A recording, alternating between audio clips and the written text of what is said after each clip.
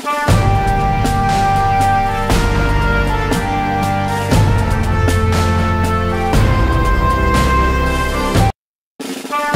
येथील बालेवाडी क्रीडा संकुल येथे राष्ट्रवादी काँग्रेस पार्टीच्या 26व्या वर्धापन मोठा उत्सव साजरा करण्यात आला। या कार्यक्रमासाठी राष्ट्रीय अध्यक्ष राज्याचे मुख्यमंत्री अजितदादा पवार, कार्याध्यक्ष युवक प्रदेशाध्यक्ष सूरजदादा चव्हाण, मंत्री बाबासाहेब पाटील, छगन भुजबळ, खासदार सुनीत्राताई पवार, मंत्री आदित्यताई तटकरे, हसन मुश्रीफ, संजय बनसोडे, नवाब मलिक, सना मलिक यांनी पक्षवाढीसाठी व पक्षाचे ध्येय धोरण कार्यकर्त्याला सांगून जोमाने कामाला लागावे अशा सूचना सुद्धा यावेळी करण्यात आल्या। या कार्यक्रमासाठी राष्ट्रवादी काँग्रेसचे सर्व आमदार, सर्व मंत्री, खासदार यांच्या उपस्थितीत 26वा वर्धापन दिन साजरा करण्यात आला। सर्व राज्यातील राष्ट्रवादी काँग्रेस पक्षाचे शिलेदार हजारोच्या संख्येने उपस्थित राहून यावेळी राष्ट्रीय अध्यक्ष अजितदादा पवार यांचे ध्येय धोरण स्पष्टपणे सांगितले की आगामी काळात स्थानिक स्वराज्य संस्था सोहळ्यावर सुद्धा लढू कार्यकर्त्यांनी तयारी ठेवावी असे सुद्धा अजितदादांनी या कार्यकर्त्याला सूचना केल्या। या कार्यक्रमासाठी राज्यातून कानाकोपऱ्यातून हजारोच्या संख्येने पदाधिकारी, कार्यकर्ते उपस्थित होते। यावेळी अजितदादा पवार यांनी दिलेली प्रतिक्रिया।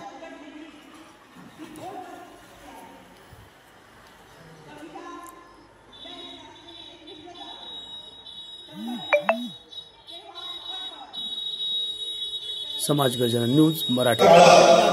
2029 ला देशात आणि राज्यात तसंच स्थानिक स्वराज्य संस्थांच्या निवडणुकांमध्ये महिलांना 50% आरक्षण देण्याचा निर्णय राष्ट्रवादी काँग्रेस पक्षाने त्याच्यामध्ये महत्त्वाची भूमिका बजावली। तशा पद्धतीनं ते दिन होत असताना देखील सुनील तटकरे असतील, प्रमोद पटेल साहेब असतील, आपले जे प्रतिनिधी राज्यसभेच्या लोकसभेमध्ये होते त्यांनी पण त्या बिलाला पाठिंबा दिला आणि उद्याच्या 2029 मध्ये शिवशाहू फुले आंबेडकरांच्या महाराष्ट्रात आणि ज्यांनी तुम्हाला मला संविधान दिलं, ज्यांनी आपल्याला घटना दिली, ते घटनेची त्या ठिकाणी पुढे गेलं पाहिजे या विचारानेच आपल्या पक्षाची स्थापना झाली आणि आपला पक्ष देखील त्याच विचाराने पुढे जातो। ही गोष्ट प्रत्येकाने सातत्याने मनामध्ये ठेवली पाहिजे। काही जण विचारतात किंवा तुम्ही भाजपबरोबर गेला।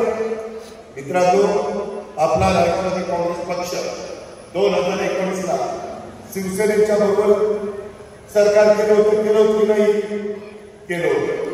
त्यावेळेस देखील काही तडजोड केली होती। शेवटी विरोधी पक्षामध्ये नुसतं बसून घोषणाबाजी करून, आंदोलन करून, मोर्चे काढून चालत नाही। आपण साधू संत नाही, आपण उद्याच्याला लोकांना एक दिशा दाखवणारे, लोकांचे प्रश्न सोडवणारे